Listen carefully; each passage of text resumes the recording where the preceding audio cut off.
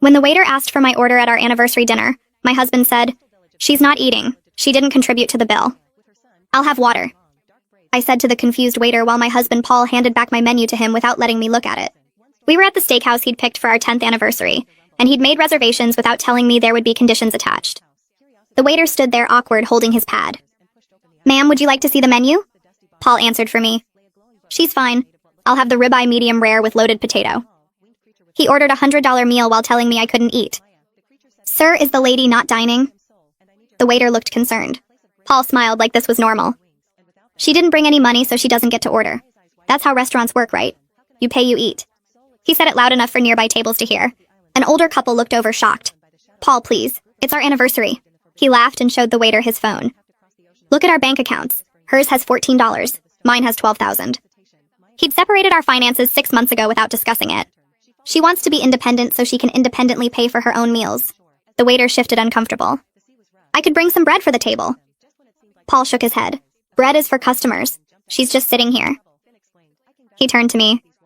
"You should have thought about dinner before you quit your job." I'd been laid off, not quit, but Paul had been telling everyone I chose to be unemployed. "I was laid off, Paul. The company downsized." He waved his hand dismissive.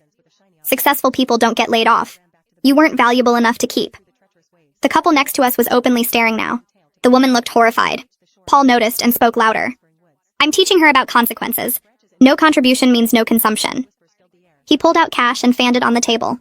"See this? This is what work looks like." The waiter tried again. "Perhaps a small salad?" Paul grabbed the money back. "Did you not understand? She has no money means she gets no food. It's simple economics." He looked at me. "Maybe being hungry will motivate you to find work faster." I'd applied to 40 jobs that week. "You told me not to take the retail position because it was beneath us." Paul laughed harsh. "That was before I realized you're professionally worthless. Now any job would be an improvement." The woman from the next table walked over. "Excuse me, miss, would you like to join us? We have an extra seat." Paul stood up angry. "She's my wife. She sits with me." The woman looked at him disgusted. "You're starving your wife in public." Paul pulled out his phone again. "I'm teaching financial responsibility." He showed her something on the screen. "This is her spending from last month? $60 on groceries."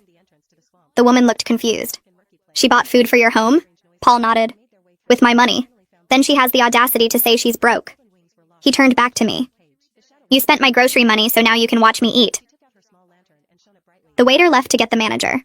Paul didn't notice because he was pulling up more bank records. "Look, January she spent $30 on gas. February $40 on medication." He showed everyone around us. "All my money. But now suddenly she needs dinner?"